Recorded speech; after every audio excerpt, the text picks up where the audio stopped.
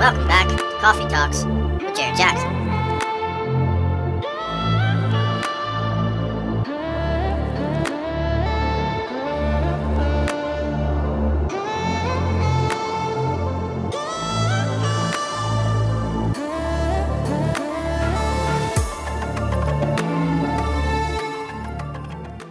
I go absolutely crazy sometimes, just thinking and wondering how people don't see the world in the same way that I see the world, and how people don't have the same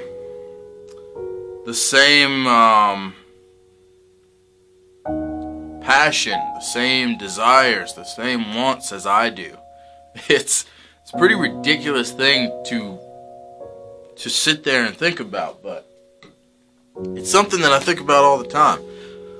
I look around and I wonder, my vision and my dream for my life and for people who I know and people who I love, their lives, why is it that no one else sees what I'm seeing? I look around and it drives me absolutely insane sometimes.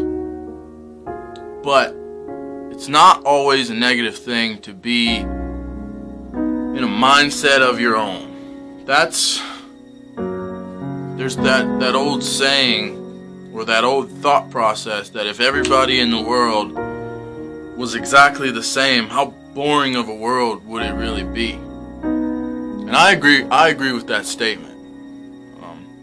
So me thinking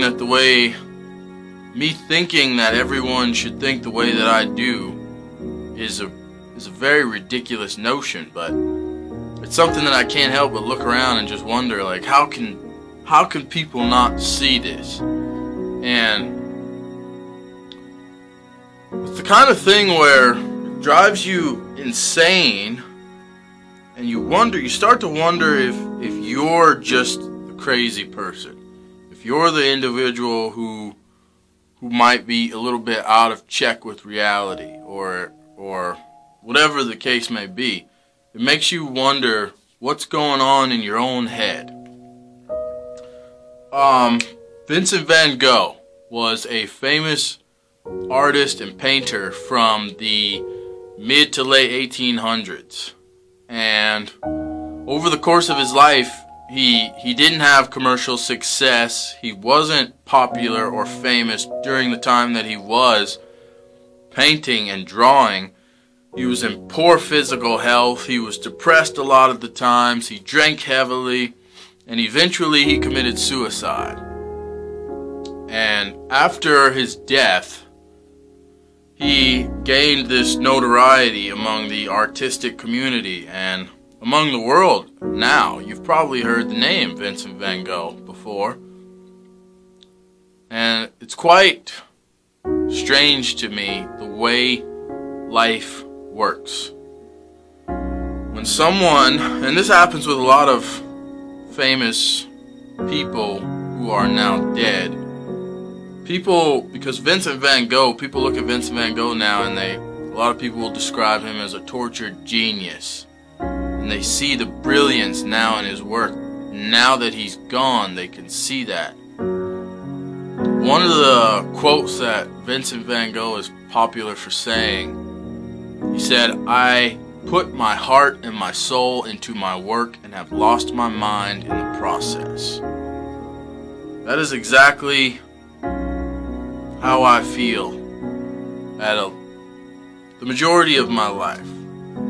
And the further I dig deeper into that feeling of what it is exactly that I want out of life and what I need to do to achieve that, the more I feel like I need to put my heart and my soul into my work, and I need to lose my mind in the process.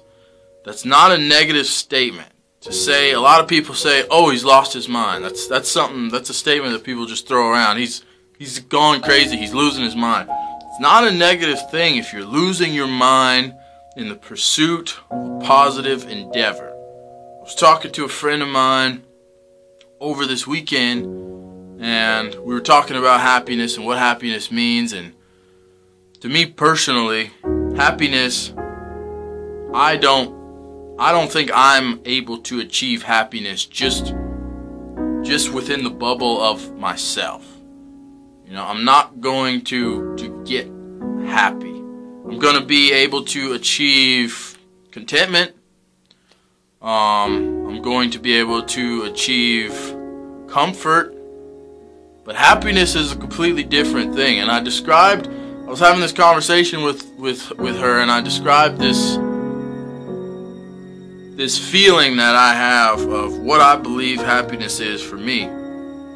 Imagine if you were driving down a road, busy interstate, there's a 4-year-old child on the side of the road. They're crying. They've only got on very minimal clothes. It's freezing cold. It's raining. You know, all of this traffic. Everyone's just going by this little child on the side of the road. They're standing there crying. They're terrified. You can see it on their face. They're gonna die. And you are in an incredible place in your life where you're not a rich person, you're not a poor person, you're just doing good in life. It's just you. You have no wants, no desires. You're living your life. You're happy. And that's where a lot of people are, whether or not they like to admit it in life.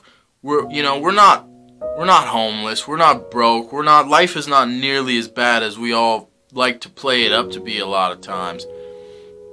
So, to put yourself in that position where you're fine, you can provide everything in the world that child needs. Now, to go and see all these people just driving by this child on the interstate, and you stop and you grab up this child and you wrap them up in the biggest blanket. You can buy anything for this child. You can get them whatever clothes they want. You can buy them, put them in a nice house, your house. You take them to your house. You give them a hot bath. You give them whatever food they want to eat. You set them down. You know, you put on their favorite movie, whatever they want. You look at them, you say, what do you want? I'll get it for you. I can do that for you.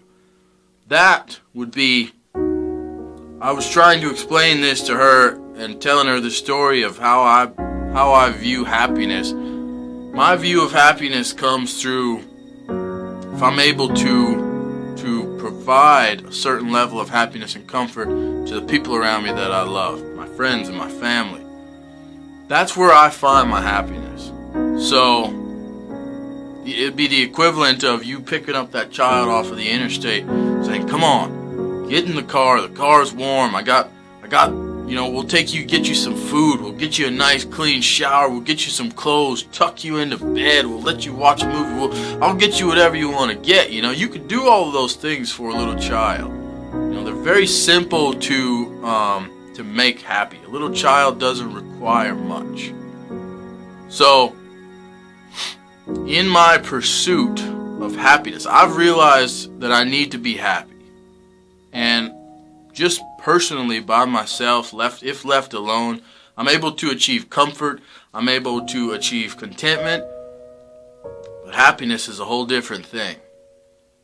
And happiness for me is going to come from being able to pick up the people that I love, my friends and my family, being able to get them off of that cold interstate of life where everyone is just driving by them. And the crazy thing about this, and the part where I look at that Vincent van Gogh statement and I go, you know, maybe I've lost my mind in the process of doing this, because you look around you and you see your family and your friends and they're all doing, you know, none of them, I don't have any family or friends who are homeless that I know of. You know, they're not starving, they're living their lives, they're doing just fine. But I still have this desire, because I'm chasing my own personal happiness. I still have this desire I see them, even though they believe they're doing fine in life, I see them as being the child on the side of that interstate. Okay, they're freezing, they're cold, they're dying, time is running out. I need to pick them up, take them, put the big blanket around them, ask them, what do you need? I'm going to get it for you. Okay? To be able to do that for your friends and your family and your loved ones in your life, that is where I find my happiness.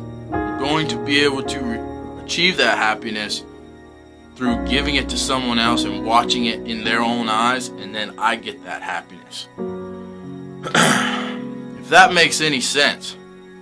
But the insanity part of that, where you say, I've given my heart and my soul to this work and I've lost my mind in the process, that's where you realize that this thing that you're searching for, it's a very strange endeavor to want to help people around you for your own personal desire, you know?